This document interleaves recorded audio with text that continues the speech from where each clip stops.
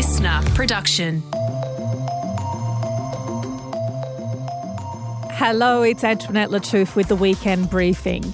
So hanging out with a couple of girlfriends and having a laugh about work, marriage and boundaries doesn't feel like work at all, but that's exactly what I got to do when I sat down for a really fun and honest chat with Lucy Jackson and Nikki Westcott. So they're the bestie duo behind the podcast Happy Hour, which is part of the listener family. And it's also currently killing it because it's one of the most popular female duo podcasts in the country. They also host their own show on the Hit Radio network. That's 7 p.m. to 10 p.m. on both Friday and Saturdays. And, they run a fashion business too, because why not? So we talk about a bunch of things. There's sometimes codependent relationship and also how they're navigating life as women in their 30s. Later in the show, it's Weekend Briefing time. That's when my very excellent producer, Helen Smith, joins me and we unpack a bunch of things that we think are worth doing, seeing, watching, eating and everything in between. But first, here's my chat with Lucy and Nikki.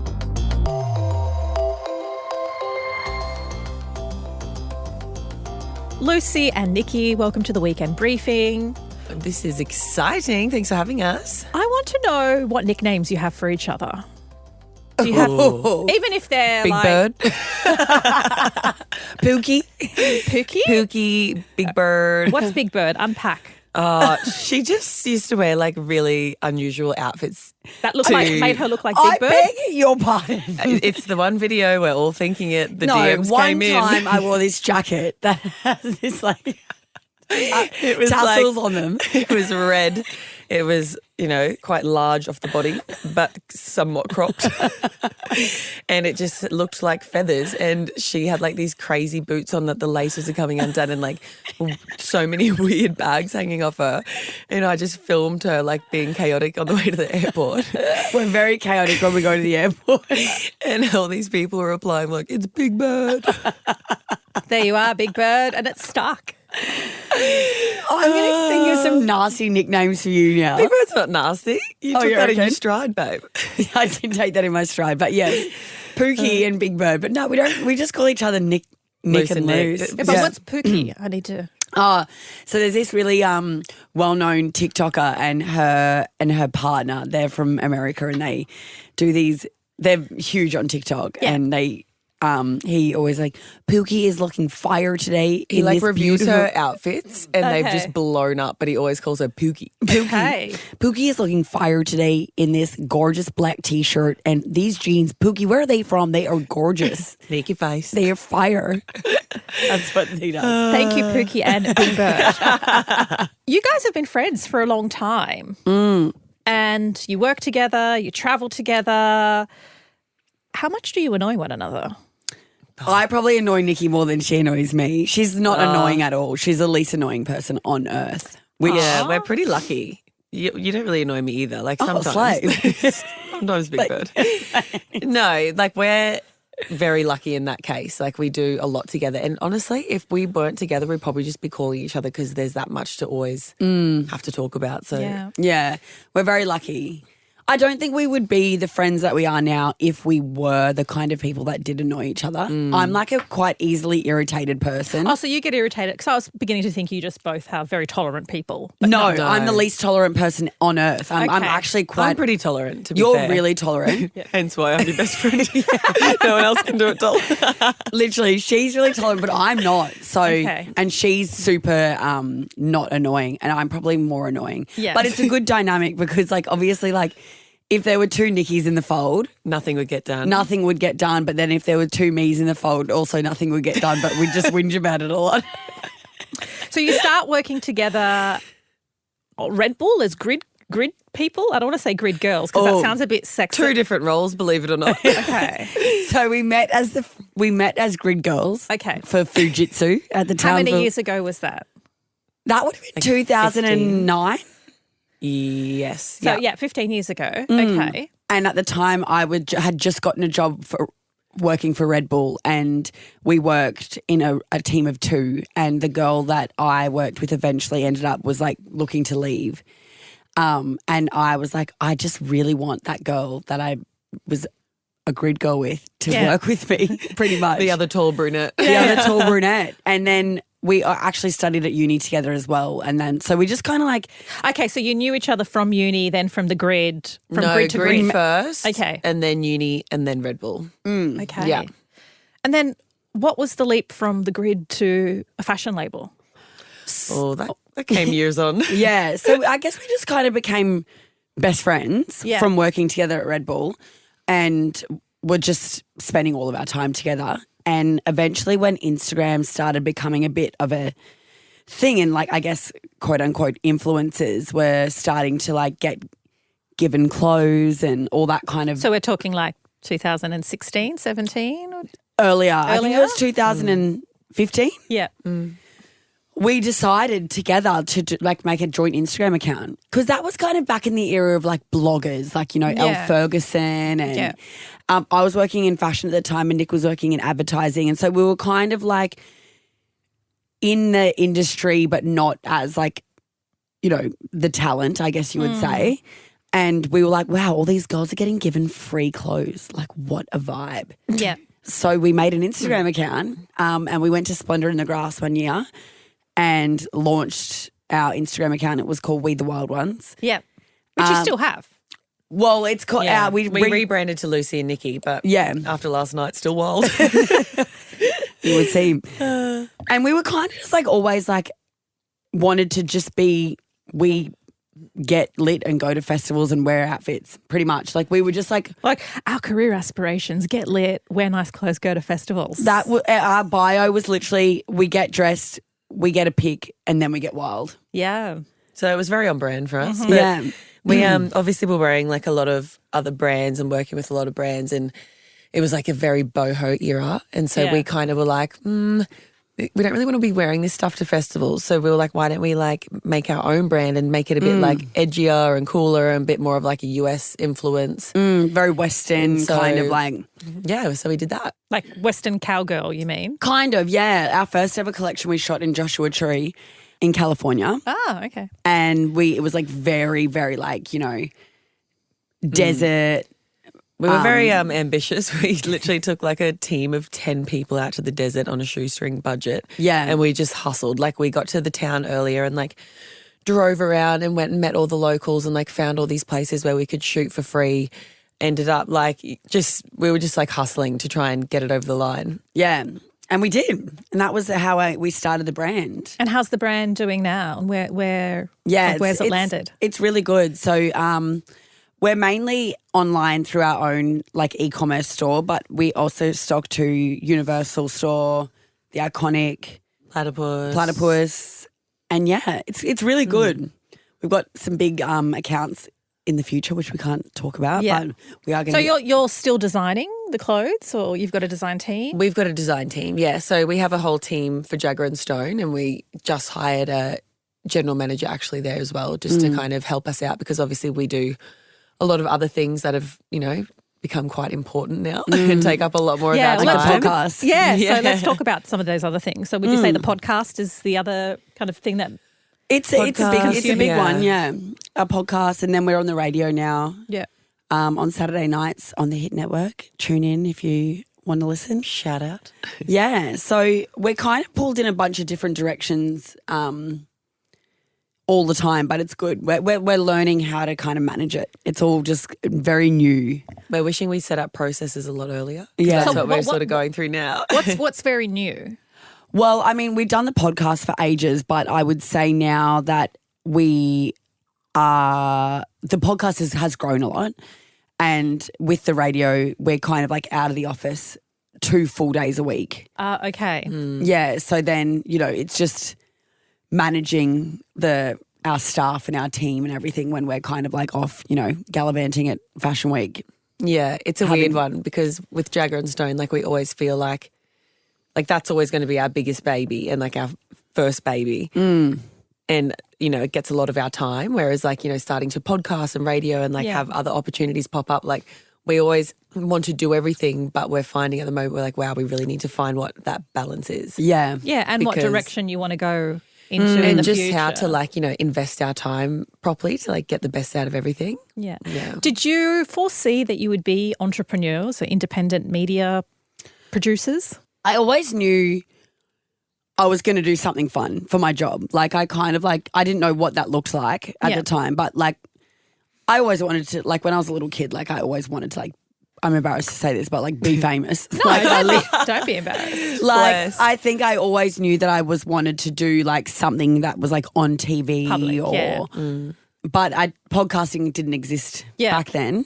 I didn't think it could become our job, to be honest. So how long, talk me through that process. How long did you work on that podcast before the audience started to really to grow? Because sometimes people just podcast and just go, I don't know, just going to do it and no idea where it's going to go. I've still got my other job. It is an interesting one. And I actually read an article this week that Sam Kavanagh, who is our producer at Listener, said, and I think this is very true, like you, just because you have a following or an audience doesn't mean it's going to translate over into a podcast. True. Yeah.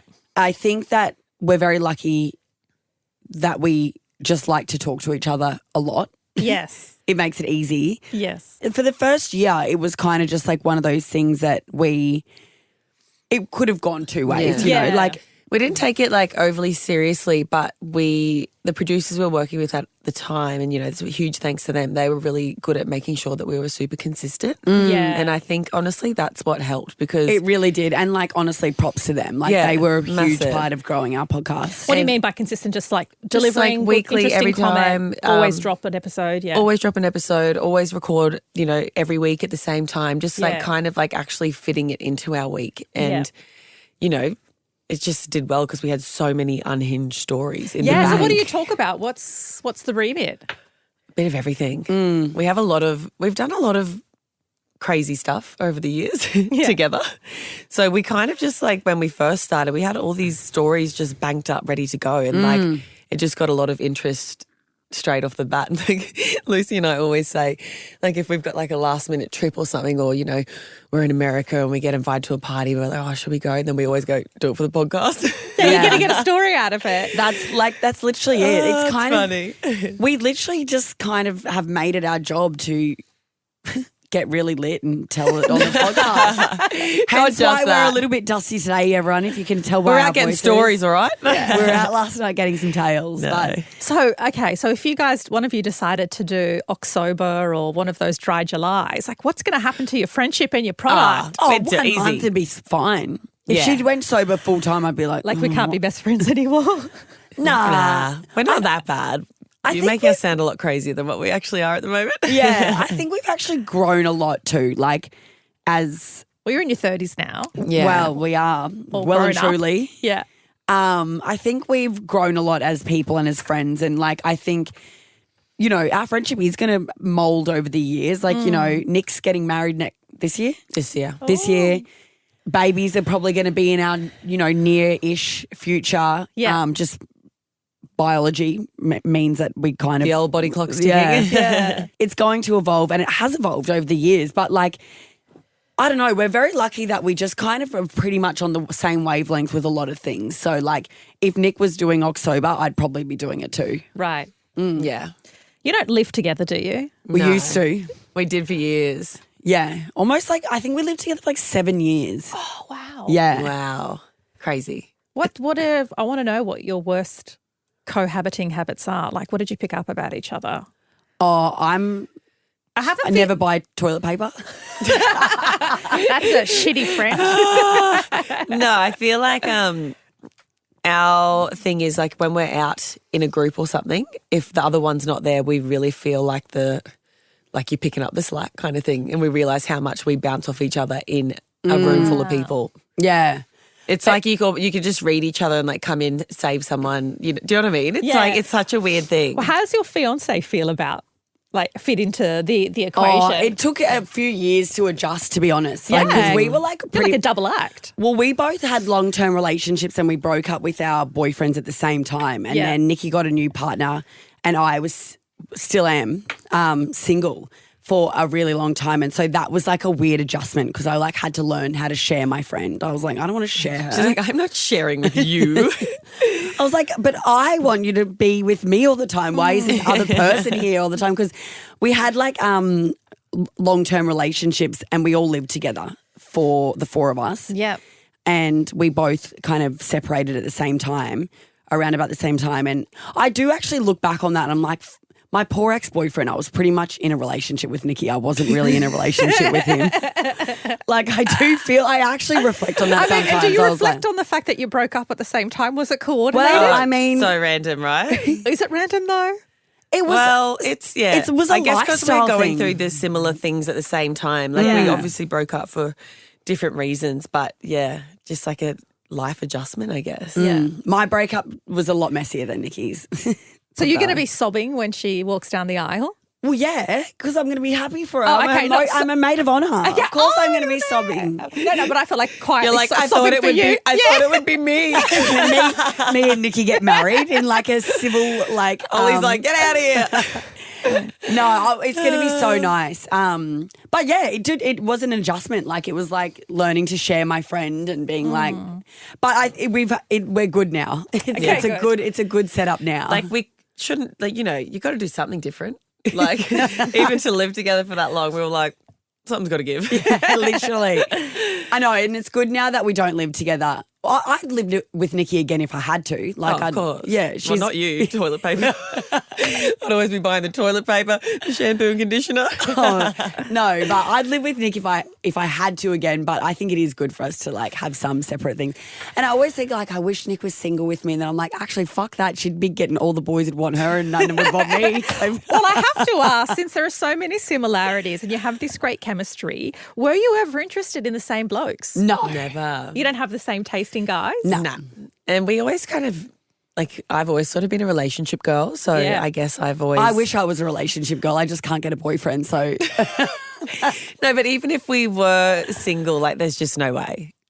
And I think we're the kind of girls where I hate it when people say this because I feel like it's a really pick-me girl thing to say, but we are girls. And so Yeah. we're not like boys Like, would if your never friend be. likes someone, you're like, hell yeah, babe, you know, supportive. Like, it's just Yeah. like, that's not an option. yeah. Fair enough. But Yeah. no, we've never liked the same Oh, boys. imagine if we were single at the same time. That would be actually hilarious. We'd be having threesomes at Scorpios in Mykonos. The dream. And then doing a podcast the next morning hungover Oh, yeah, about it, for sharing vibes. about it. Yeah, 100%. I love that. So what's the best thing about being in your 30s? You are like so much more sure of yourself. You have pretty much like found your people, like in terms of like your friendships. I feel like I usually, if there was anyone that was ever really maybe not aligning, they're probably weeded out by then. Yeah, true. And yeah, you know, you kind of like settling down. You've got a bit more money. Well, I was going to say it's like your 20s, but you're richer. Yep.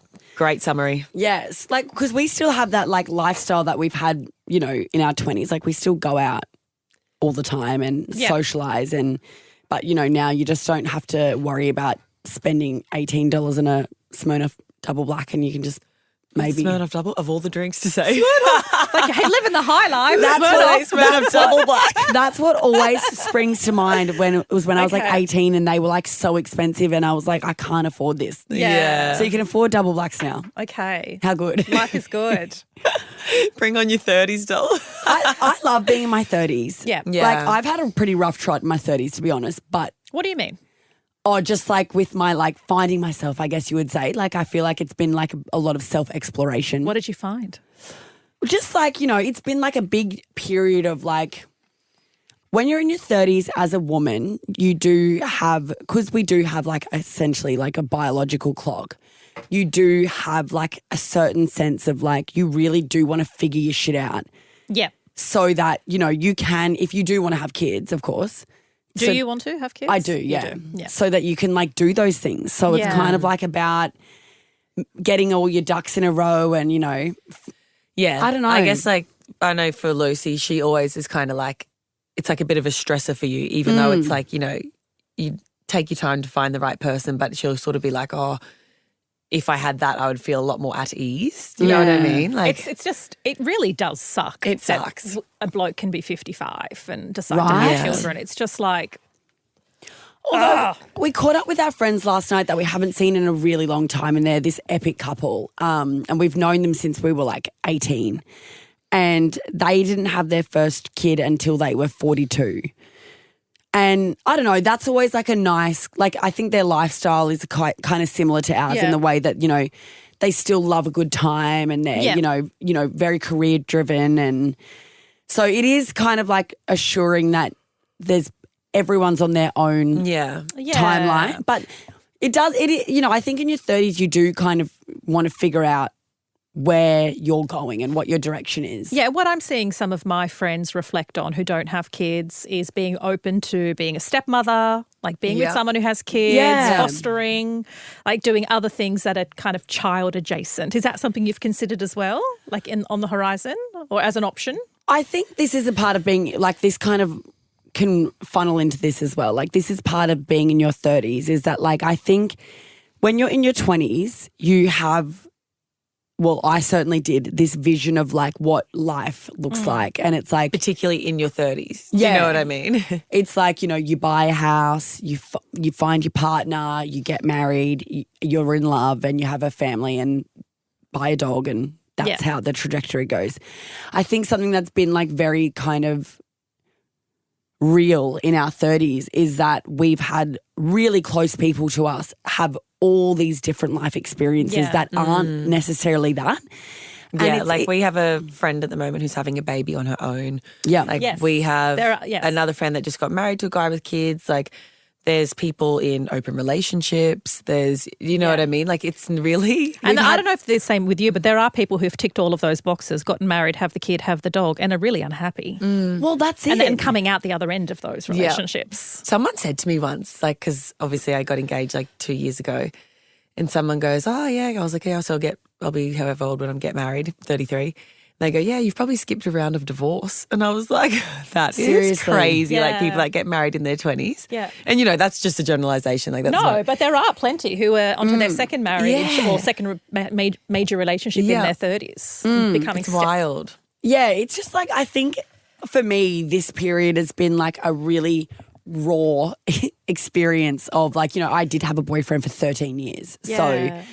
I did kind of have a divorce of some kind. Absolutely. So it's been like a very kind of like becoming of age, if that's the right way of putting it, just learning, you know, that maybe it's not exactly what you envisioned for life, but it's still good. Yeah.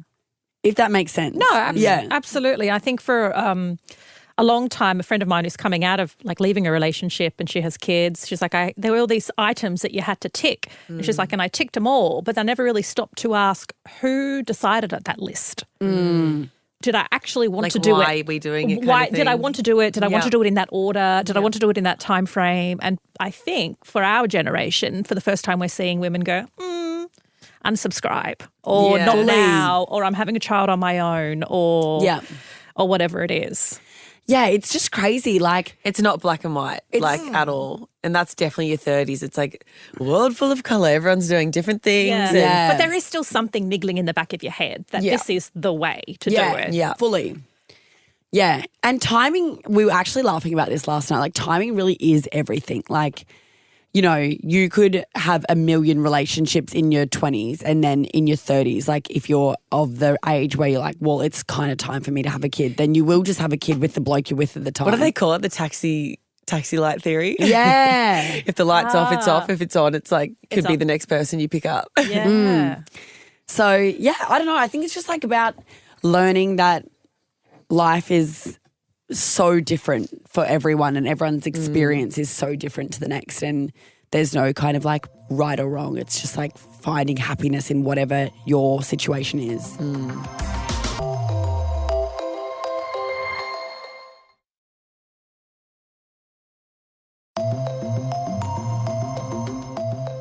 Looking forward, the two of you, do you see this working relationship and empire you're essentially building? That's just the plan is just to keep going and see where it takes you together? The plan is to keep going, but with good, you know, with a great team around us and support and systems and processes so that we can do it all. Like we have like a pretty big vision of what we want it to look like, especially when we start having kids. Yeah. And, you know, there's things that like we want to work towards and like how we want to feel and how we want to spend our time. So I guess like it's still a goal and we still will always like want to set that up for ourselves.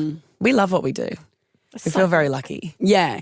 It's interesting too, right? Because it's like we never like went into, like we left uni at the same time and we never were like, we're going to be podcasters and we're going to do this together. Well, so much of it didn't really evolve or... Isn't that crazy? Well, it wasn't an option there. Yeah. Fully. The things you're doing, like being an influencer or a podcaster and all those things weren't really options. Fully. So I think it's like now just every year kind of presents some kind of a new opportunity. Yeah. So our jobs per se evolve all the time. And it's really exciting because, you know, next year, who knows like what potentially we could be doing. It's really, it's fun.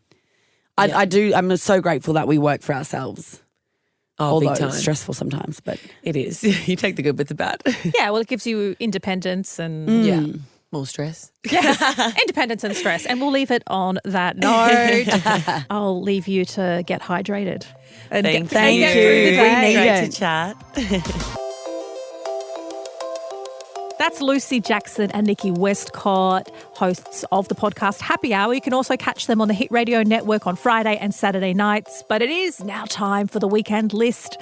That's where my very excellent, very informed producer Helen Smith and I get to chat about a whole bunch of things that we're listening to and reading and watching and consuming and share with you what we like and sometimes what we don't like. Helen Smith, what have you been up to? What have you been sampling? What are you recommending? My first recommendation did make me feel like I'm getting old. Okay. Because I've joined a book club. Ooh. And it's a fun book club. It's a group of really cool girls. And, you know, there's wine involved, there's yoga involved. Each book club is themed. Yeah. And the book that I've read, the latest, I thought I would hate. Okay. But I really liked. It's a fantasy book. Ooh. It's called The Fourth Wing and it's by Rebecca Yarros. And look, I was finding it hard to get into, but then romance started happening. Like it's kind of a smut book. Mm-hmm. And it was really fun and it was really escapist. Like it's about dragons. It's about this otherworldly like realms that they've got to fight and prove that they can be riders, these dragon riders and all this stuff. And I first started reading it and I was like, how can I get into this? Because of being in the news, I feel like I was like, this is just pointless. This is ridiculous. But then And do you usually read fantasy? no, I don't read fantasy. Okay. I read bios. I read more factual. Yeah, I never read fantasy. And I actually really enjoyed this and I got into the audiobook and it was just fun. It was great and weird, but But that's a good thing about book clubs is you venture into territory that you otherwise wouldn't sample or bother Exactly. reading or write off. yeah. So don't be like me. Okay. Open your mind up Yep. and try books that you would think, look, I might hate this, but just give it a chance. That's my recommendation. Don't be closed-minded like me and read a book that you wouldn't normally pick. Yeah, okay. And I reckon probably another time we need to unpack the wine and yoga and how Yes. exactly that unfolds and the nutritional mind and physical benefits of that pairing. Okay, so my first recommendation is Deadlock. It's the Aussie detective dark comedy drama that you can watch on Prime. And what made me watch it is seeing a few nominations in the Logies. And I love Sam Pang, and I mainly watch the Logies because of his opening, and I love how he absolutely grills everybody in the industry. And when I saw the comedians or in the best female comedy section, I was like, oh, there were like repeat nominations. It is absolutely hilarious. It's written by two women called Kate, and I can't remember their surname off the top of my head, but it features a whole bunch of Aussie favourites in the cast, and it's set in a Tasmanian town, and it's a really Aussie whodunit detective story. The acting is incredible. It is so funny, and I binged on it and I cannot recommend it enough. So Deadlock, which you can watch on Prime. Yeah, and we actually did an episode with the Kates. Okay. And it's called The Kates Are Teaching Americans How to Swear. That was back in 2023 on The Briefing. So, yeah, if you are binging that one, definitely go check out that episode because it talks all about the Kates and how they made it and the comedy around it and female comedians in Australia, which I think is having a huge moment right now. And it's so good. And it's one of those series where it actually gets better every episode. Just when you think it can't get better, it just gets better every episode. So huge, huge recommendation there. What else do you have, Helen? My next recommendation is a children's movie, but I think it speaks to everyone. It's Inside Out 2. Now, it's the sequel to Inside Out, which is the animated film about emotions being inside this girl's head called Riley, and it's all of her different emotions and they can kind of control her brain, and it's really well done. And the second one, Inside Out 2, it's featuring Riley entering puberty and experiencing all these brand new complex emotions like anxiety and just everything you experience going through puberty. And I think everyone can relate to it, no matter if you're a kid watching it, no matter if you're my age or you're a parent. Yeah. And I think it was done really well and it was just fun, but it also made me cry at the end. And I was like, oh my God, Helen. So, well, I think the beauty of those so-called films for children is that they write them for a dual audience. They write them for adults as well, because if adults enjoy them, you're more likely to take your children or your baby cousin or whoever it is with you and sit in on the movie. So it's a very smart way to make content that's both appropriate for children and adults. I haven't seen it, but my daughter has, and she watched it with my husband.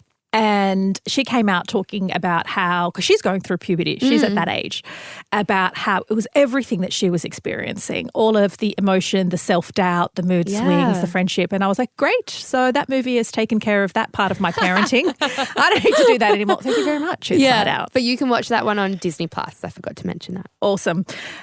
So my final recommendation, I don't know if it's a recommendation because I don't think I did it right. I did a breathwork retreat. I've done one of these too, Antoinette, stop. Okay, so I did one because a lovely lady reached out to me on Instagram and she's like, you have had such an enormous year and I want to support you. I know you've been through a lot. The way I can support you is with skills that I have. Come to this breathwork retreat. And it's on me. And at first I thought, is this someone trying to lure me to kill me? Because I can just never know, right? I have all sorts of experiences online and not all of them are lovely. So I said, okay, provided my sister can come with me and I'm going to drop a pin. I said that to her, drop a pin when I get there so in case you kill me, somebody can come and find my body. And then she's like, no, it's not that. I just want to support you. So I got there and everybody's sitting around in a circle and it felt very 9 Perfect Strangers, if anybody has read the Liam Moriarty book, or the adaptation with Nicole Kidman. And I was like, oh, am I going to be microdosed? But I was not microdosed. But I'm not sure that I did it well because I fell asleep and snorted. Like I snorted, snores, like and I woke myself up. And everybody else came out of it. We're like, oh, I had this amazing spiritual journey and I was reunited with my grandmother and she put this shield on me and blah, blah. I was like, okay, well, I snored. That's what I got from it. I think breathwork, I did one in Bali this year. Okay. Breathwork Bali, and I had an insane experience. Okay, so it is possible. I thought they were kind of making it up.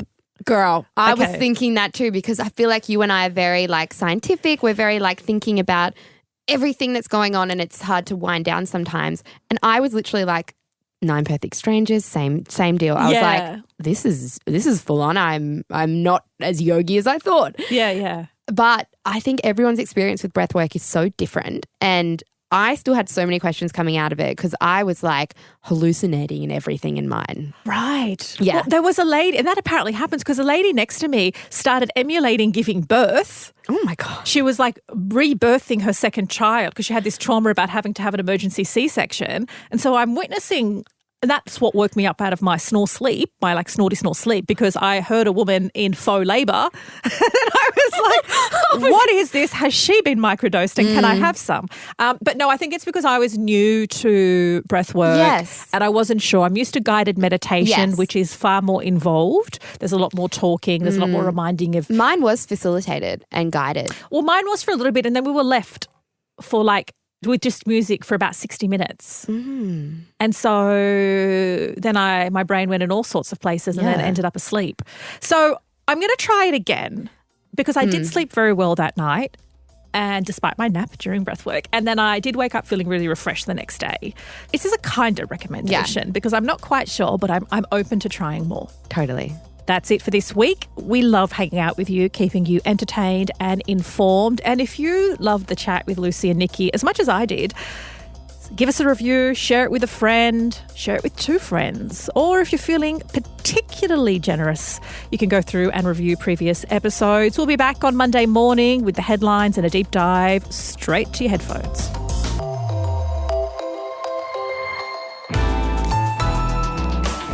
Listener.